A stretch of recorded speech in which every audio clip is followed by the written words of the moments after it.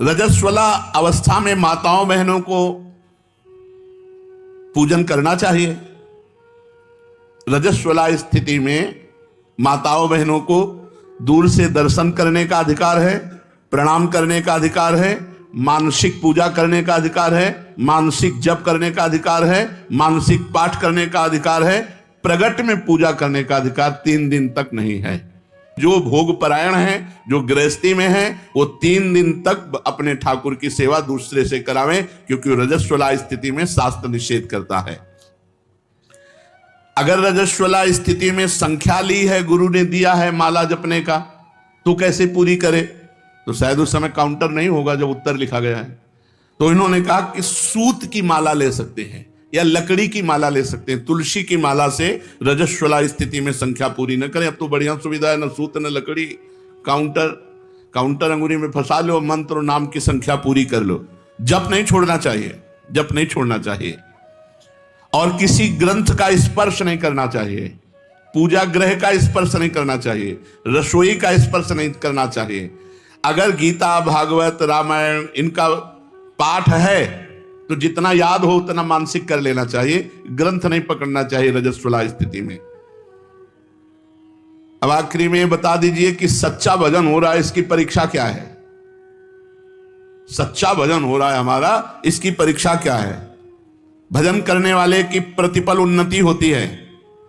जैसे भोजन करने वाले को एक एक कवल में क्षुधा निवृत्ति, तुष्टि और पुष्टि होती है, ऐसे भजन करने वाले को संसार से वैराग्य स्वरूप का बोध और भगवान से प्रेम तीनों एक साथ बढ़ते चले जाते।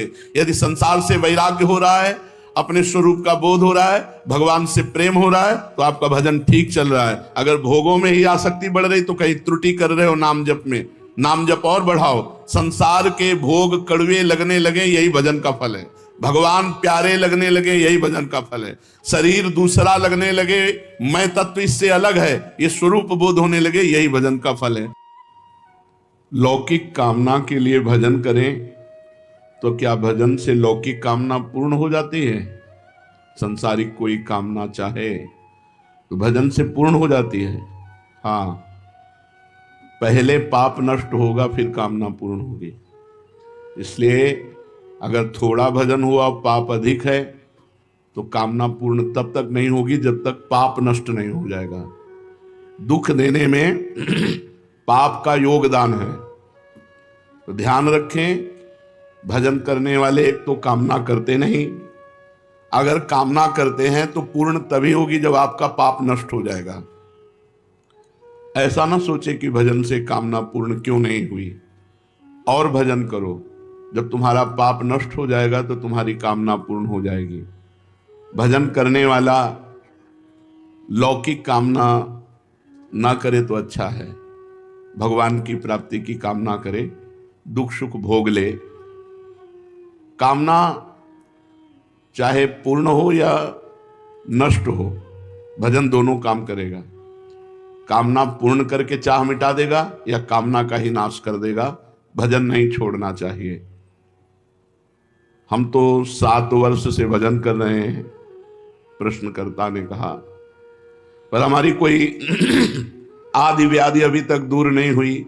मुझे लगता है मेरा भजन निष्फल है क्या? नहीं, बाहर के दुख और शरीर की बीमारी ये प्रारब्ध के अनुसार मिलती है। भजन का फल है अंतःकरण शुद्ध होकर भगवदानंद की प्राप्ति होना। भजन का फल ये नहीं कि तुम्हारा जुकाम बुखार ठीक हो जाए, तुम्हारा ये ठीक हो जाए। अगर चाहोगे उस कोटि का भजन करोगे तो हो जाएगा, पर भजन का फल ये नहीं है। भजन का फल है अंतःकरण की पवित्रता और भगवदानंद की प्राप्ति। महाराज, शरणागति का क्या अर्थ है? सब प्रकार से अपने सर्वस्व को, तन मन धन, कामना, वासना, बुद्धि, अहंकार, सबको भगवान को अर्पण कर देने से शरणागति पूर्ण हो जाती है। तन मन धन, कामना, वासना, बुद्धि, अहंकार, इसमें अपनापन न मानना, ये सब भगवान का है, ऐसा अर्पण कर देना। अहंकार भी भगवान का है, बुद्धि भी भगवान की है, मन भी भगवान का है, चित्त भी भगवान का, तन भी भगवान का, धन भी भगवान का, मन भी भगवान। अब सारा भार प्रभु पे अर्पित करके हम निश्चिंत हो गए, निर्भय हो गए। बहुत बढ़िया बताया, पर ये होता नहीं है। इसका साधन क्या है? शरणागति, तन मन प्राण धन बुद्धि अहंकार सब कुछ समर्पित हो जाए। इसकी साधना क्या है? पहला, भगवान के अनुकूल ही सब कार्य करे, प्रतिकूलस्य विसर्जनम, श्री कृष्ण अनुकूलेन। तन मन वचन से कोई पाप कर्म न बने, सबसे पहला है। शरणागति के लिए मनमानी आचरण करने वाला शरणागत नहीं होता।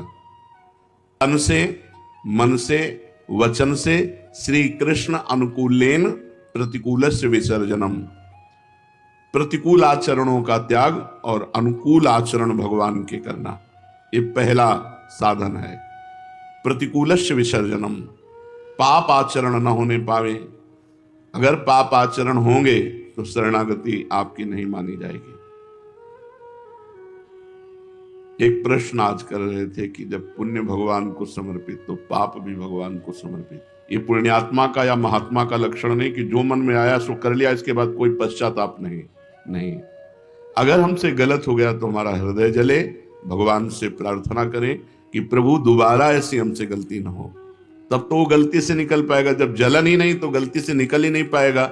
भगवान के शरणागत के द्वारा पाप नहीं होता, ये पहला लक्षण है। अगर हमें शरणागत होना है तो पाप आचरण हमें छोड़ना है। नाम जप के प्रभाव से हमें पाप आचरणों से डरना है, बचना है, नहीं हम प्रभु की शरण में नहीं हो पाएंगे। दूसरा, भगवान के प्रतिकूल समस्त कार्यों और भावों का तन मन वचन से सर्वथा त्याग कर देना। पहला है भगवान के अनुकूल आचरण करना, और दूसरा है भगवान के प्रतिकूल जितने आचरण हैं, तन से, मन से, वचन से, कर्म से, उनका त्याग कर देना। तीसरा, एकमात्र भगवान में दृढ़ विश्वास। जो कुछ होगा सब प्रभु से होगा, प्रियादु से होगा। पूर्ण विश्वास मात्र भगवान है।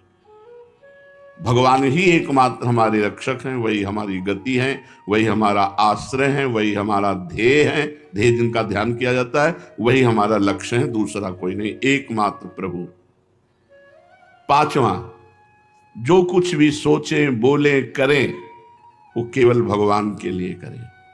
सोचे तो भगवान के लिए सोचें, करें तो भगवान के लिए करें, बोलें तो भगवान के लिए बोलें। शरणागति। सब कार्य करते हुए भजन साधना अपना कोई पुरुषार्थ न माने, ये भगवान की कृपा शक्ति से हो रहा है ऐसा अनुभव करे। शरणागति पुष्ट होने के लिए सब कार्य साधना के हो रहे हैं, पर मेरे सामर्थ्य से नहीं हो रहे, ये तो भगवान की कृपा शक्ति के द्वारा हो रहे हैं। मेरे में कोई पुरुषार्थ नहीं, कोई सामर्थ्य नहीं। सातवां, सब कुछ भगवान को अर्पण करने के बाद अर्पण करने का अहम नहीं। आपकी वस्तु आपको समर्पित, मेरा क्या था जो मैं अहम करूं। सब कुछ समर्पित होने के बाद समर्पण का अहंकार नहीं। मैंने भगवान को सब समर्पित, मेरा क्या था, उन्हीं का तो था। मन वही बने हैं, बुद्धि वही बने, चित्त वही, अहम वही, तन मन धन सब उन्हीं का। मेरा क्या, मेरा भ्रम था, मेरा वो मिट गया उनकी कृपा से।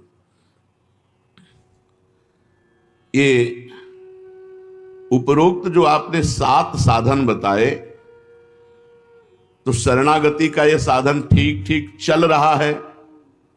इसका हम कैसे पता लगाएं कि हमारी शरणागति ठीक ठीक से हो रही है? 4 बातें। पहली बात, भगवान का परम प्रेम के साथ चिंतन और उस चिंतन में डूबना। जब आपकी शरणागति हो जाएगी तो ये लक्षण 4 प्रकट होंगे।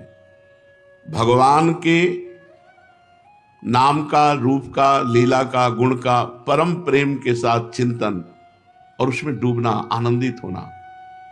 नाम चल रहा है तो उसी को सुन रहे हैं, उसी को देख रहे हैं, उसी में डूब रहे हैं, शरणागति आपकी पुष्ट हो रही है। दूसरा, कार्य करते समय ये मैं प्रभु के लिए कर रहा हूं, कार्य समाप्ति के बाद प्रभु को समर्पित कर रहे हैं। तीसरा, चाहे सुख मिले या दुख, लाभ मिले या हानि, हमारी मस्ती में कोई फर्क नहीं पड़ेगा। यदि हम शरणागत हैं तो चाहे सुख मिले चाहे दुख, चाहे लाभ मिले चाहे हानि, हम मस्त रहें, राधा राधा राधा राधा। चौथा, हमारे अंदर की कामनाएं नष्ट हो रही हैं।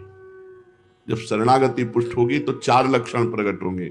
भगवान के नाम का, रूप का, लीला का, गुण का चिंतन और उसी के आनंद में डूबना, भगवान के अनुकूल ही सारे कार्य करते हुए भगवान को समर्पित करना, भगवान के प्रत्येक विधान में राजी रहना, चाहे सुख मिले चाहे दुख, चाहे मान मिले चाहे अपमान, चाहे हानि मिले चाहे लाभ। और चौथा, हमारे अंदर कामनाएं नष्ट हो रही, अब बढ़ नहीं रही, धीरे धीरे मन शांत हो रहा है।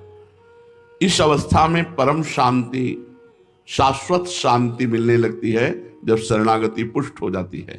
ये परमोच्च अवस्था है शरणागति। इस अवस्था में स्थित होकर के साधक भगवान की दिव्य लीलाओं में प्रवेश पा जाता है बहुत जल्दी शरणागति से। शरणागति होने पर स्थिति में क्या होता है? भगवान से प्रेम, तत्व का ज्ञान, संसार से वैराग्य, 3 बातें उसमें जागृत हो जाएंगी।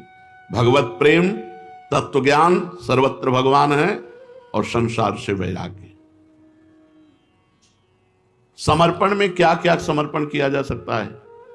जो कुछ भी तुमने अपना माना है, सब कुछ, जो कुछ तुमने अपना माना है, सब कुछ भगवान को समर्पित कर दो। निर्भय हो जा।